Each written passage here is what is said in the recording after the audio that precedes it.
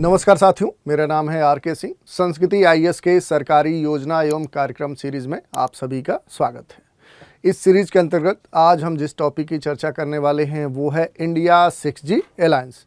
ये एक सहयोगात्मक मंच है जिसके बारे में हम चर्चा करने वाले हैं। देखेंगे कि आखिर ये जो प्लेटफॉर्म है ये क्यों चर्चा में है, इसके साथ इससे जुड़ी हुई जो भी महत्वपूर्ण बातें हैं कि आखिर इस मंच का क्या लक्ष्य है, क्या उद्देश्य है, इसकी क्या विशेषताएं हैं, इसका क्या भविष्य है और भारत के लिए क्या उपयोगिता है, ये सारे बिंदु होंगे जिन पर हम चर्चा करने वाले हैं। चलिए देखते हैं, एक एक करके सभी बिंदुओं पर हम चर्चा करेंगे। चर्चा में आगे बढ़ने से पहले आप सभी के लिए एक सूचना है नवरात्रि के साथ करें तैयारी की नई शुरुआत। और यूपीएससी और स्टेट पीसीएस के जितने भी कोर्स हैं उनके संदर्भ में जो संस्कृति आईएएस है ये अप टू 75% का डिस्काउंट प्रदान कर रही है। ये जो डिस्काउंट है ये ऑनलाइन, लाइव, पेन ड्राइव और जो डीएलपी कोर्स हैं उन पर आपको प्राप्त हो सकता है।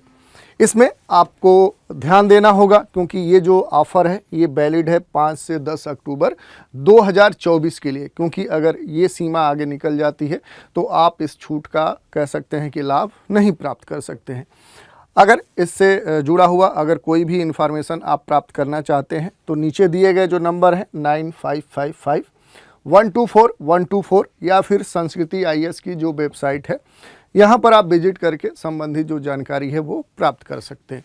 तो ये सूचना थी। चलिए आगे बढ़ते हैं टॉपिक पे। सबसे पहले बात करें कि जो इंडिया 6G अलायंस है ये क्यों चर्चा में है। तो देखिए इसके बारे में न्यूज़ आई है और इसी कारण से क्या है कि ये चर्चा का एक विषय बना हुआ है। द इकोनॉमिक्स टाइम्स का ये आर्टिकल है जिसमें आप देख सकते हैं कि जो भारत 6G अलायंस है ये जो वर्किंग ग्रुप है ये इस समय चर्चा में है। देखेंगे ये चर्चा के जो महत्वपूर्ण बिंदु हैं जिसके बारे में सबसे जो महत्वपूर्ण प्रश्न है वो ये है कि भारत में जल्द आएगा जो 6G। ये बात जो कही जा रही है 5G का जो अगला जनरेशन है 6G उसके बारे में ये बात कही जा रही है कि अब भारत में जल्द ही आ सकता है ये जनरेशन। दूरसंचार जो मंत्री हैं ज्योतिरादित्य सिंधिया, इन्होंने गुरुवार को भारत 6G जो अलायंस है, जो गठबंधन है, इसके 7 कार्य समूहों के साथ बैठक की शुरुआत की और मंत्री ने अपने एक्स जो कह सकते हैं पहले जो ट्विटर था उस सोशल मीडिया प्लेटफॉर्म पर एक पोस्ट भी शेयर किया था। भारत में 6G के आगमन का संकेत देते हुए मंत्री जी ने लिखा कि 6G भारत का फ्यूचर है, भविष्य है और 6G भारत की क्षमता है।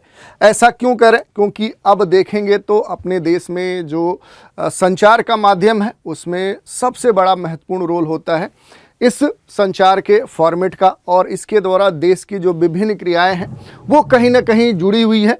तो ज्योतिरादित्य सिंधिया ने 6G जो नेटवर्क है इसकी विशेषताओं पर खास तौर पे चर्चा किया है और ये बताया कि भारत के लिए ये क्यों महत्वपूर्ण है। इसके अलावा इन्होंने जो अपना कह सकते हैं कि सोशल मीडिया पर जो पोस्ट है वो शेयर किया है जिसके संदर्भ में ये कहा है कि 6G is India's future and 6G is India potential. ये बात कही गई है। इनके पोस्ट में इन्होंने ये भी लिखा है कि in line with the PM Shri Narendra Modi ji vision to make Bharat a telecom superpower. Glad to have initiated a meeting with the 7 working groups of the Bharat 6G Alliance. Certain that insight from the discussion will. तो ये पूरा detail में इन्होंने डाला है। थोड़ा सा इसके बारे में हम देखें तो भारत को दूरसंचार महाशक्ति बनाने के जो प्रधानमंत्री श्री नरेंद्र मोदी हैं उनका जो दृष्टिकोण है उसी के अनुरूप भारत 6G अलायंस के 7 कार्य समूहों के साथ बैठक शुरू कर चुका है और इस पर जो इससे संबंधित जो मंत्री हैं ज्योतिरादित्य सिंधिया उन्होंने खुशी व्यक्त किया है। यही नहीं, सिंधिया ने आगे कहा कि चर्चा से प्राप्त जानकारी से दूरसंचार क्षेत्र मजबूत होगा, पहले से इसका विस्तार होगा, इसकी जो सुविधाएँ हैं, इसके जो विशेषताएँ हैं उनमें वृद्धि होगी, संचार के नए युग का सूत्रपात होगा और कनेक्टिविटी बढ़ेगी। साथ ही भारत का समग्र जो विकास है उसको बढ़ावा देने में ये महत्वपूर्ण भूमिका निभाएगा। ये बात कही गई है। अब थोड़ा सा देख लेते हैं कि आखिर ये जो सहयोगात्मक मंच है आखिर है क्या। ये जो गठबंधन है Bharat 6G alliance, India 6G जो अलायंस है, इसकी विशेषताओं पर बात करें तो ये क्या है, एक प्लेटफॉर्म है। किस तरह का है?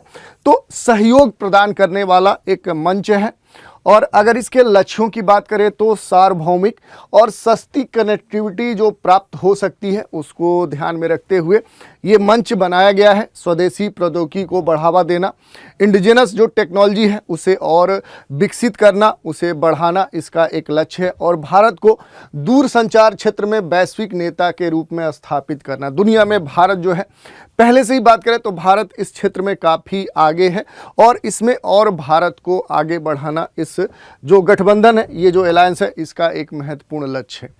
अब बात कर लेते हैं इसके जो घटक हैं उनके उद्देश्य क्या है। तो देखिए, मंच में सार्वजनिक और निजी कंपनियां शामिल हैं, शिक्षाविद शामिल हैं, अनुसंधान जो संस्थान है, जो रिसर्च सेंटर हैं वो इसमें शामिल किए गए हैं, मानव विकास संगठन भी इसमें शामिल किए गए हैं। अब थोड़ा सा बात कर ले कि आखिर इनका क्या उद्देश्य है, जो इसके घटक हैं।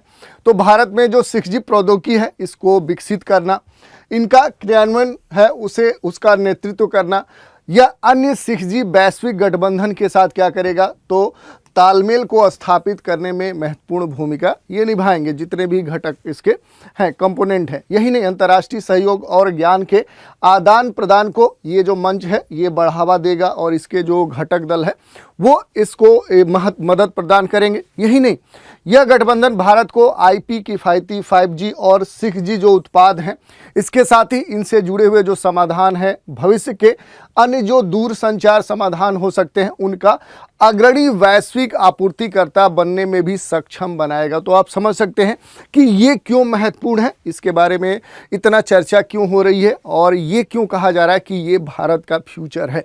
आप समझ सकते हैं कि फ्यूचर क्यों बन रहा है। और क्योंकि अगर देखें तो दुनिया में, या अगर भारत की पर्टिकुलर हम बात करते हैं तो भारत में अलग अलग जितने भी सेक्टर हैं उसमें दूर संचार का सबसे महत्वपूर्ण योगदान है और उसी को ध्यान में रखते हुए ये बात कही जा रही है कि ये जो सहयोगात्मक मंच है ये बड़ा ही महत्वपूर्ण होगा, क्योंकि इसके द्वारा जो 6G नेटवर्क है उसे आगे बढ़ाने में मदद मिलेगी और ये जो 6G नेटवर्क है ये क्या करेगा, भारत का जो समग्र विकास है उसको बढ़ाने में मदद प्रदान करेगा। अब देखिए, थोड़ा सा जो भारत 6G अलायंस है इसके मूल उद्देश्यों की बात कर ले कि आखिर किस उद्देश्य से ये गठबंधन बना है, अलायंस बना है। तो देखिए, भारतीय जो स्टार्टअप हैं, जो विभिन्न कंपनियां हैं, विनिर्माण जो पारिस्थितिकी तंत्र हो सकता है, एक इकोसिस्टम जो हो सकता है, उसको एक साथ लाकर भारत में 6G जो टेक्नोलॉजी है, जो प्रौद्योगिकी है, उसके डिजाइन, उसके विकास और उसके क्रियान्वयन को और एक अगले स्तर तक पहुंचाना, आगे बढ़ाना और ऐसे बढ़ाने वाले संघों की स्थापना करना इसका मूल उद्देश्य है। तो ये आपके लिए काफ़ी महत्वपूर्ण हो सकता है। इससे जुड़े हुए प्रश्न भी आपके पूछे जा सकते हैं, चाहे वो ऑब्जेक्टिव नेचर के हों या फिर सब्जेक्टिव नेचर के हों। इंटरव्यू में आपसे भी पूछा जा सकता है। और इसके अलावा अगर देखें तो ये जो B6GA है इसका एक प्रमुख जो लक्ष्य है, ये भारतीय दूरसंचार प्रौद्योगिकी जो उत्पाद हैं, सेवाएं हैं, उनको बाजार तक जो पहुंच है उनकी उसको सुगम बनाना है, लोगों तक जो इसकी पहुंच है, जो सुलभता है उसको सुनिश्चित करना है, जिससे देश में 6G जो टेक्नोलॉजी है इसमें वैश्विक नेता के रूप में भारत उभर सके और क्या कर सके कि पूरे विश्व का नेतृत्व कर सके। और इस उद्देश्य के साथ ये जो मंच है इसे प्रारंभ किया गया है और इसकी बैठक हुई है।